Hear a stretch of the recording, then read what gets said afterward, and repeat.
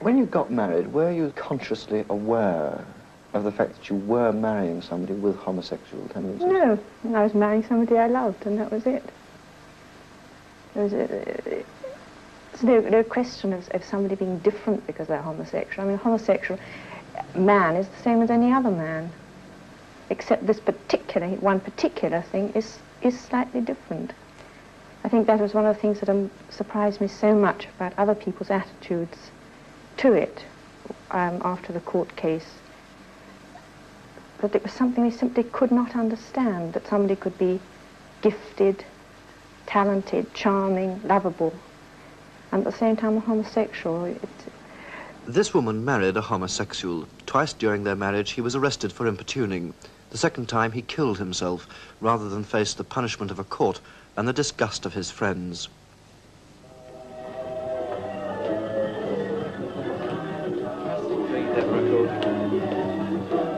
Men who choose to love other men are treated not only with intolerance and contempt, but prosecuted and jailed. As a result, they become vulnerable to violence, blackmail and persecution. Parliament has been asked to consider a private member's bill to remove that constant threat by legalising homosexual acts between consenting adults and private. But a change in the law doesn't guarantee a change in attitude by the rest of us. For many of us, this is revolting, men dancing with men. Homosexuals in this country today break the law. It's estimated that 1 man in 20 is a homosexual. These men are a minority. They receive minority treatment, face prejudice and intolerance, stand accused of depravity and vice. In the heterosexual world, the homosexual disturbs conformist values, is shunned and perhaps misunderstood. Most homosexuals must lead a secret, dark existence. But I think it must definitely sort of be that short. In some jobs, homosexuality isn't considered a barrier to employment, an unacceptable social stigma. It's even recognized that flair and talent in artistic fields often combine with the sensitivity that's usually part of a homosexual's makeup. This man is a hairdresser. His clients and colleagues would call him queer and wouldn't resent his being so. He recognized what he was when he was very young. I think really when I left home, when I was 16, and I went to live in Toronto, which was a big city, and one suddenly became aware that there were other people doing the same thing, or interested in the same thing. And then I discovered that I was homosexual, but it didn't bother me. And I didn't feel that I was very much different than anybody else. They were doing the same things I was, and they wanted the same things that I did. Did you at this time find women at all attractive? Sexually? Yes. No, I did earlier, about 14, I suppose. I made various attempts at going to bed with women, girls, unsuccessfully, I'm afraid. And so nothing ever did happen. They never repulsed me, but since then, I've never found them sexually attractive. I like women. I enjoy their company. Do you fall in love with men? Of course, yes, very deeply. Often? I did fall in love very often. I don't anymore. I wish I did, in a way. Why? I don't know. I think about it. I worry that I don't meet anybody that I can fall in love with anymore. I haven't done, I suppose, for about 4 years. I had a very unsuccessful, very unhappy relationship with someone that I was very much in love with. And when this came to an end, I just never found anybody else that I could fall in love with. I meet lots of people. Which means your relationships are fairly short-lived? Yes. Do you find this frustrating? Yes, very much. Because basically I would like to not settle down in a suburban house with someone, but I would like to have a serious relationship with someone and share the pleasures of life and do things together, as I see other people doing, and I can't understand why I can't have that. I mean, I see other men doing it, and they live together for a long time, and they go to the theater together or to the opera together, and I don't. If you don't fall in love and you don't, therefore, have long-term relationships, you tend to have these rather short-term relationships, would you say you were promiscuous? I am, yes. Why? Because I keep searching for someone to fall in love with. And when I don't find it in one person, I move on. Why is it you think these relationships are so brief? Well, to begin with, it's much easier to have a homosexual relationship with someone briefly than it is to have a heterosexual relationship because, well, sexually it's much easier. A girl has to find a place to go back to, and this is all very complicated. But with two men, it's much easier, very quick. Sometimes it may all happen in a half an hour. You may not even have spoken. Do you think there are any real disadvantages to being a homosexual in this particular society? I think the principal disadvantage to a lot of people is that they can't have children. And a lot of people suffer from this feeling. I met someone only the other day who felt as he said, he was being cheated, that he couldn't have children. Do you feel like that? No. I don't have any desire to have children. Do you ever find that you're persecuted in any way? No, because working in the job that I'm in, it doesn't bother me. Emotionally, I'm quite stable about the whole thing. I grew up with it. I accepted it. It didn't seem odd. It doesn't seem odd to me now. What about blackmail? This, again, isn't a fear to me at all. I have no family living in this country. And my job is such that it doesn't make any difference. In point of fact, I make it quite clear to most of the people that I work with that I am homosexual. I don't try to pretend that I'm anything else, and they accept it. If they don't, I avoid them. What about physical violence? Do you ever get beaten up? I have been, yes. It's very unpleasant. What happened? I was beaten up in a public lavatory and left lying on the floor. It was all rather messy and rather nasty, I'm afraid. Who by? I don't know. By a man who, in fact, made advances to me, first of all. And when I reciprocated, he waited outside and beat me up.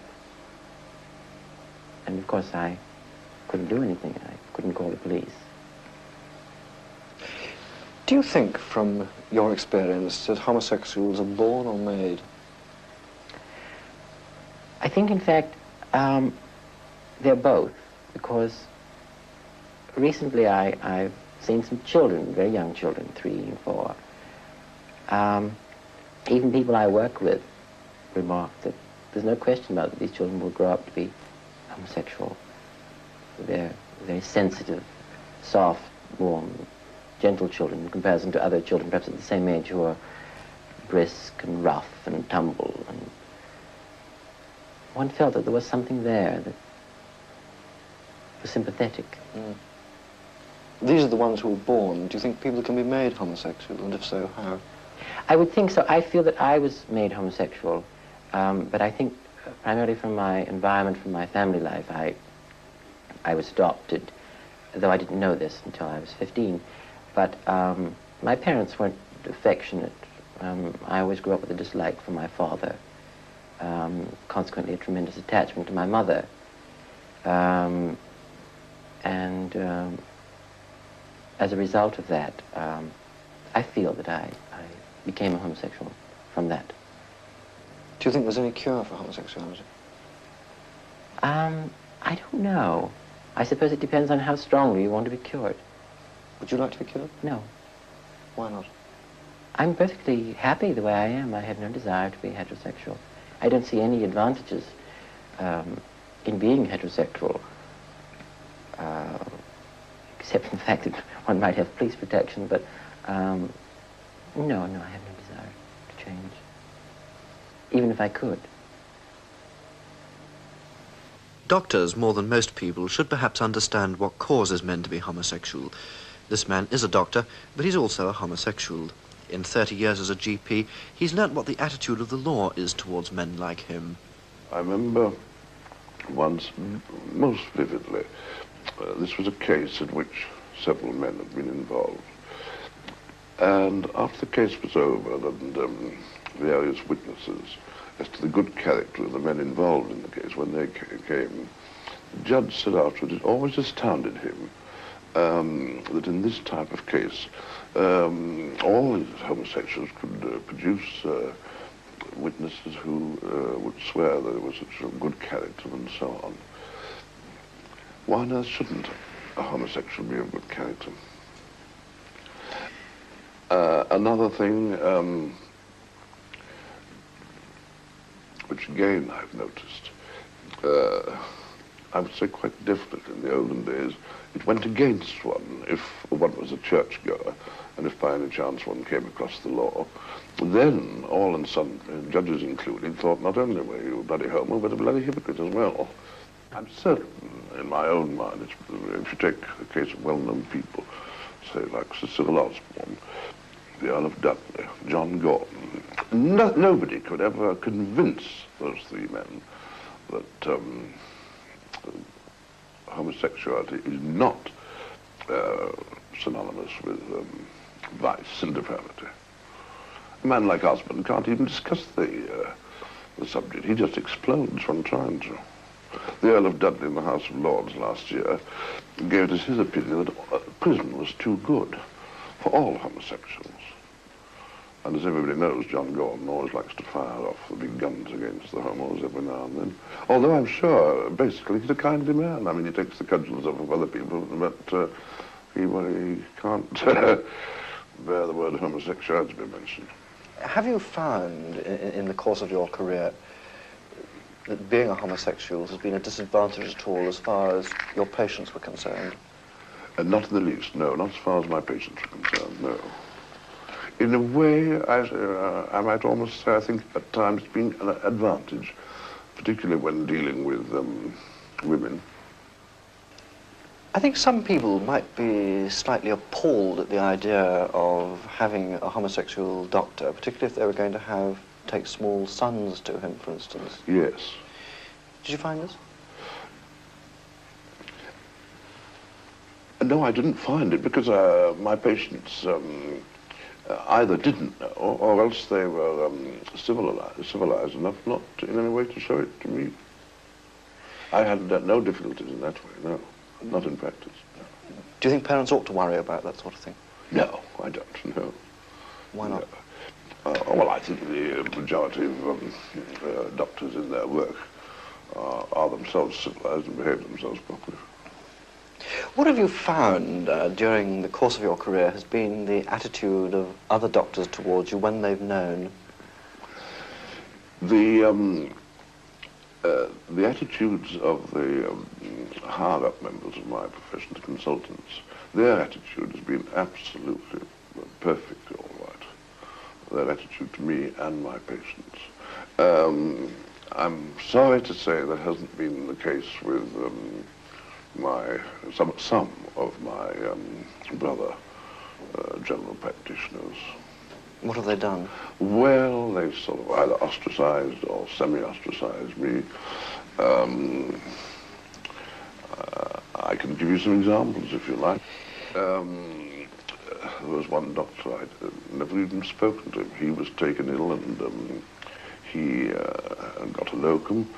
And after a few days he was talking to the locum and he asked the locum who his doctor was. The locum said that I was, and this doctor said, "Oh, good Lord, you don't want to go to him. Don't you know he's a homo?" And I'm awfully pleased to say that the locum had enough guts to say, indeed he knew, and that was the very reason he went, because he himself was homo.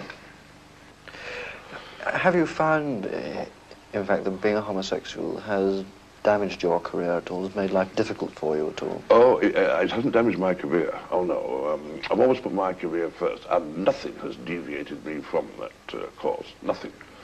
It never damaged my career at all, but it's altered very greatly my social life. You see, you must remember my working life was spent in the provinces. Had I been in London, of course, all these my problems would never have arisen. All the awful things that I heard people say about home was made me, very much get into my own little shell, as it were. I never wanted any of my patients or my normal friends to, supposing they'd entertain me or anything like that. I never wanted other people to say, do you realize the other night you were entertaining a bloody homo? I never wanted that to happen to any of these people. So, of course, the only way to counteract it was to sort of withdraw myself from all social life. When I'd settled down, I could have become a magistrate. There again, I felt the first homo case that came before me would have knocked me sideways, and so, of course, I had to turn that down. I'm sorry, because it was work that I should have been interested in, I'm sure. Most homosexuals dread getting old, dread losing their looks, fear in particular the final loneliness of living without a companion. Like men needing wives, they search for someone with whom they can establish a lasting relationship, which includes warmth and protection as well as sex. These two have done that, have lived together for 26 years. They might almost be a married couple, but they're still queer, in the minority. Have they been happy? Compared with a lot of married couples, reasonably, yes, reasonably happy. There's always something that you wish for, but you just can't. What's the thing you particularly wish for? Well, I think the sort of natural man-woman relationship, I think. I really wish that. Wish I had. I wish I was normal in that way. Yes, I think so. Yes, Very it will be much simpler, much easier. Terribly complicated when you go out and Yes. mix with people. After all, everywhere around, everything is made for married people. It's not made for people like us. Things are awkward, aren't they? I mean, as things are, Yes. we are reasonably happy. I think we've been much more fortunate than a lot of people in Yes. the same straits. Yes, I think if I had started out with anyone else who perhaps had been, like a lot of homosexuals are, rather shallow, it might have perhaps affected me, and I might have been, in the end, got like them. I think I was lucky that I happened to meet someone who is honest and is reliable, that I'm all right. It hasn't affected me. I don't act like most of them do. I don't have to. How, in fact, did you each know the other was homosexual? Oh. Well, I've always found that difficult. And I wasn't sure with my friend, but it happened after we'd known each other, perhaps, I think 8 months perhaps, and we'd gone to a concert many miles from where we were living, and we got stranded and we couldn't get home that night. We were with other friends, mixed friends, and it happened that we put up at a place and there was only this double bed for us and we had to sleep together, and we did. I didn't sleep all night because I realised how I felt. This was the first time it ever happened to me, and also my friend was the same. He was tossing and turning all night, he couldn't sleep, and by the morning I realised that he must be feeling the same way that I was, and so that's how it started. That was the first time with me. I must have been perhaps 21, 22 then, when that first happened. Did you fall in love with each other? That's, well, there's not a straight yes or no. I thought I did. I think I can speak for you. No, you didn't fall in love with me, did you? No. I thought I did with him, but I'm not sure now whether it wasn't just that he was the first person like myself that I'd met, and it was just that it was someone that I could talk to, and someone it relieved my feelings to, for the first time. And perhaps I mixed that up with what I thought was love. I don't know. But at the time I thought, and for perhaps many, many years, I thought I was in love. But you say you didn't fall in love at all? You didn't even think you were in love? With my friend here? No. No. Do you have any regrets about the last 25 years? Well, no. I wish I had been born now, because public opinion is different, and I would have read more and I would have known more, and I wouldn't have started out quite so backward and frightened, shy, not knowing anything when I started out. Life before you meet someone is hell. You never met anyone else. It is really hell for a person. And you get that you feel you want to jump off a bridge. You don't know what to do. You walk the streets and you don't know a single person to talk to. Nowadays, I imagine you could find out information somewhere or other, but you couldn't then, before the war. It was all hush-hush.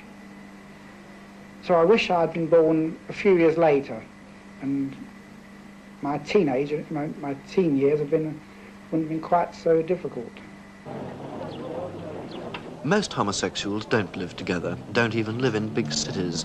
They go to the large towns looking for others like themselves, desperately lonely men, scared of discovery. Men like this clerk from a small market town at Luce in London. The sort of man the present laws seem designed to protect us from. For him, how did it all start? Well, I met someone in a gents' toilet when I was about 15. I had no idea what was going to happen at all. And it was somebody in uniform. And he just got talking to me, and we came out and we just walked along, walking and talking. And to me, well, that was something. Well, eventually we went somewhere and things happened, made love to me and held me. And some other things. And we came out and we talked about all several things, films and music, and just enjoying, you know, friendship actually. And we arranged to meet a week later. I went home, and the next night when I went to bed, my mother came into my bedroom and said, "I hear you've been with a soldier." And I couldn't deny it. And she said, "Well, tomorrow," she said, "you better pack your things and go," she says, "because I don't want anything like that." So when I got up in the morning, I just asked her if I could stay. And she said yes. Eventually the police came to where I worked and told me I ought to go to the police station, give a statement of what happened. And I didn't know the person's name or anything. Well, I can't remember his name now, it's a long time ago. And I made a statement and we arranged to meet on the next week. And I think the police were, you know, in the doorways of the shops waiting for him to come, but he never came.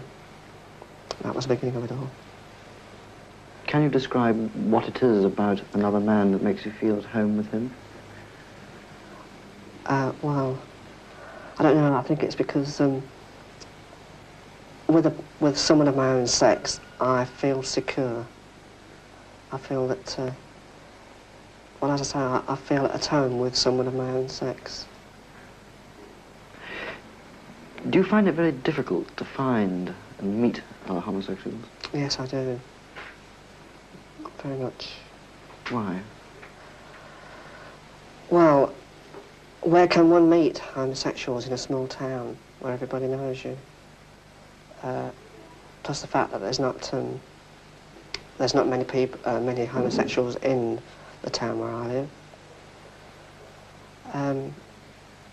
The only other place is that you go around the toilets, and I don't wish that. The other place is that is to come to London, where you probably meet all kinds of people, and that's what I've done. How often do you come to London? Well, now I don't come so frequent, but I used to come quite often at weekends. Where did you used to go to meet other homosexuals? Well, I try doing several things, actually. I know that they sound perhaps very stupid, but as I like the theatre and I like the cinema, I used to go, when I arrived in London in the morning, I used to go to the certain theatre or the certain film that I wanted to see, and I used to book 2 seats, quite expensive ones because I like the good things, and hoping that I would sell the other ticket just before the performance started. And I would make sure then, that way I would make sure that there would be somebody that was single sitting next to me at the cinema or the theatre. But in many cases I just lost money because I couldn't sell the tickets, and so I bought 2 tickets for the price in one. Did you ever manage to sell one to somebody who was single? Sometimes it was a woman. And so, well, I lost always, actually. And then, I mean, I used to come to London because I wanted the company of somebody to share the films and theatre, somebody to go and eat with in a restaurant or go and have a drink with. But it seems that when I did come to London, I usually met the wrong people. Have you had any other experiences like this? I know that I'm probably different to a lot more of the homosexuals. They probably went round the toilets to find somebody to have sexual relations with. But I wanted somebody with company, a male person, not a female, a male person. And so I went into this toilet, and I suppose 2 or 3 times in the course of an afternoon. And I came out, and somebody, a young person, said that they was arresting me for importuning. And so they took me to some police station, and took my fingerprints and the things away from me and said that I would have to stay there until I appeared in court on Monday. Nobody knew about this at home because I thought I came up for a job. And this is, well, I never had an experience like it before. I couldn't believe that just because I wanted somebody to love me and to have friendship with it, I had to suffer all this. And so they put me in a cell, and I was in the cell from Saturday afternoon until Monday morning. I never slept, just sat and cried. And Monday they came and took me in Black Maria to the courts. Well, there was just hundreds of people there, and I just couldn't believe my eyes because I just couldn't believe that I was there. And naturally, I've never been in court before. I didn't know what to do or what to say. I didn't even know what was going to happen to me.